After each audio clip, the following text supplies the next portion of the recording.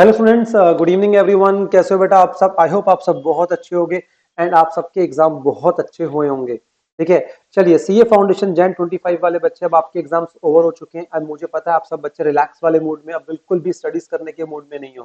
ठीक है, सर बनता भी है बिकॉज आपने 4-5 मंथ्स बहुत अच्छे से मेहनत करी है, आपने 8-10 घंटे स्टडीज करी होंगी। ठीक है, अब कुछ टाइम के लिए रिलैक्सेशन बनता है।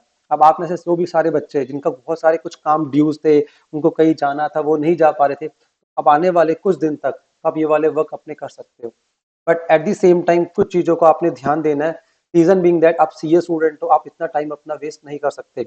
अगर आपको पता हो आपका जो एग्जाम्स का रिजल्ट होता है, वो रिजल्ट अप्रोक्सीमेटली 45 डेज के आसपास आता है। मतलब हम इसको एवरेज टाइम मान रहे हैं, 45 डेज के आसपास आपका रिजल्ट आएगा। अब 45 डेज तो आप घर बैठ के खाली वेस्ट नहीं कर सकते, आपको 45 डेज के अंदर कुछ ना कुछ तो करना पड़ेगा। यहाँ पर हम थोड़ा सा डिस्कशन कर लेते हैं कि 45 डेज में आप क्या कर सकते हो। या मैं बोल सकता हूँ कि 30-35 डेज जो भी इफेक्टिव मानो, आप से फॉर एग्जाम्पल 10 डेज का रेस्ट लेना चाहते हो, आप ले लो, कोई दिक्कत नहीं है। बट मुझे ऐसा लगता है कि आपको पूरे के पूरे 30 डेज एटलीस्ट आपको थोड़े इफेक्टिवली यूज करने चाहिए। से फॉर एग्जाम्पल फाउंडेशन के टाइम पे आपने 8 to 10 आवर्स आपने स्टडीज करी थी, एटलीस्ट अभी आप 4 to 5 आवर्स डेली बेसिस पे स्टडीज कर कर या डेली बेसिस पे कुछ करके अपने प्रोडक्टिव करके अपनी स्किल्स को भी इंक्रीज कर सकते हो या अपने थोड़े सी लर्निंग को इम्प्रूव कर सकते हो। चलिए जी, यहाँ पे हम डिस्कस करते हैं 3 कैटेगरी ऑफ स्टूडेंट्स जो मैंने यहाँ पे डिसाइड करा हुआ है। ये वो स्टूडेंट है कैटेगरी 1 हम बोल सकते हैं, जो 100% श्योर है कि सर हमारा एग्जाम तो क्लियर होगा ही होगा, हमें एग्जाम देने के बाद समझ आ चुका है हम आराम से पास कर जाएंगे। तो उन कैटेगरी ऑफ स्टूडेंट्स के लिए मेरी क्या रिकमेंडेशन है? सर ऑप्शन नंबर 1, आप क्या कर सकते हो, इंटरमीडिएट की प्रिपरेशन स्टार्ट कर सकते हो। इससे बेस्ट चीज आपके लिए कुछ नहीं होगी। ठीक है जी, आपको इंटरमीडिएट की करना चाहिए स्टार्ट। ठीक है, एटलीस्ट 1 या 2 सब्जेक्ट से आप स्टार्ट कर सकते हो। जैसे मैं एग्जांपल दूंगा, आप अकाउंट्स स्टार्ट कर सकते हो, आपका फैमिलियर सब्जेक्ट है। ठीक है, आप लॉ से स्टार्ट कर सकते हो। ठीक है, या फिर कुछ बच्चे इंटरेस्टेड रहते हैं न्यू सब्जेक्ट्स को स्टार्ट करने के लिए, आप वो भी कुछ कर सकते हो, डिपेंडिंग अपॉन यू, आपको क्या स्टार्ट करना है आप कर सकते हैं। एंड अपार्ट फ्रॉम दैट अगर बात करूं कि आपको फिर भी आपका बिल्कुल मन नहीं है इंटरमीडिएट को स्टार्ट करने का, बट टाइम तो वेस्ट नहीं करना ना, आप कोई स्किल्स को अपडेट कर लो दोस्त। ठीक है, आप चाहो तो कुछ पर्सनालिटी डेवलपमेंट का कोर्स कर सकते हो, आप कुछ भी, आप अपने इंटरव्यू स्किल्स इंप्रूव कर सकते हो, एक्सेल कोर्स कर सकते हो। जो आपको लगता है जो आपका वीकनेस है उस वीकनेस पे आप वर्क कर सकते हो। बट अगेन मैं आपसे रिक्वेस्ट करूंगा खाली नहीं बैठना। ठीक है जी, अब ये वो कैटेगरी ऑफ स्टूडेंट आ गई, सेकंड कैटेगरी जिसकी हम बात कर रहे हैं, जो बिल्कुल भी कॉन्फिडेंट नहीं है रिगार्डिंग देयर रिजल्ट्स, उनको बहुत चांसेस कम लगते हैं पास होने के लिए। जैसे कि आप सब बच्चे जानते हो, हमारा जो रिजल्ट आता है अप्रोक्सीमेटली 15 to 20%, बहुत ज्यादा हद मार के बोलते हैं हम, 20% के आसपास मैक्सिमम एंड पे लेते हैं रिजल्ट हमारा आता है। तो इसका मतलब 80% बच्चे जो है हर बार क्वालिफाई नहीं कर पाते।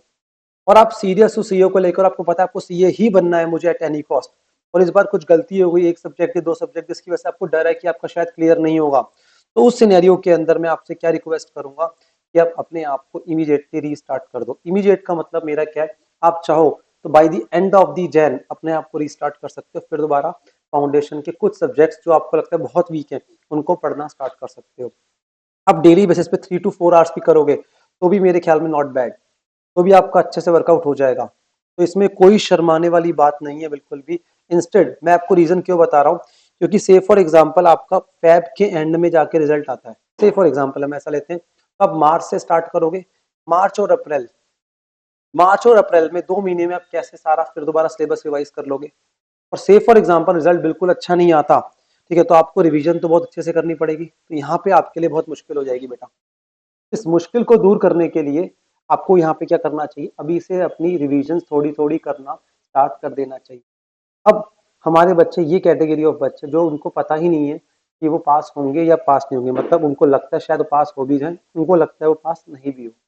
मैं यहाँ पे आपको बहुत स्ट्रिक्टली बोलूंगा, आपको डीपली एनालाइज करना है कि भैया आपका रिजल्ट किस टाइप से आएगा, मतलब आपको पता होना चाहिए यहाँ पर। तो 50% स्टूडेंट्स इस कैटेगरी के हैं जिनको डाउट है अपने ऊपर, हो भी सकते हैं नहीं भी हो सकते। तो सर यहाँ पर मैं आपको बोलूंगा, जो मैं इनके मिक्स ऑप्शन दूंगा आपको, वो क्या, कि आप चाहो थोड़ा बहुत इंटरमीडिएट का 1 आध सब्जेक्ट आप स्टार्ट कर सकते हो। Accounts, advance accounts first paper है, वो स्टार्ट कर सकते हो। रीजन बीइंग दैट उससे आपकी नॉलेज बहुत इंप्रूव होगी, जो फाउंडेशन में भी अप्लाई हो सकती है, से फॉर एग्जांपल अगर क्लियर नहीं होता तो। ठीक है, वो कर लो। साथ साथ फाउंडेशन का जो सब्जेक्ट आपका वीक है, जिसकी वजह से आपको लगता है शायद क्लियर ना हो, ठीक है, तो सब्जेक्ट को वापस रिवाइज करना स्टार्ट कर दो। तो आपके पास एक मिडवे आ गया। आप चाहो 2 घंटे डेली बेस पे इंटरमीडिएट का एक सब्जेक्ट स्टडी कर लो, और 2 घंटे आप क्या कर सकते हो यहाँ पर, दैट इज अपना फाउंडेशन का भी कुछ अपना साथ साथ स्टडी कर सकते हो।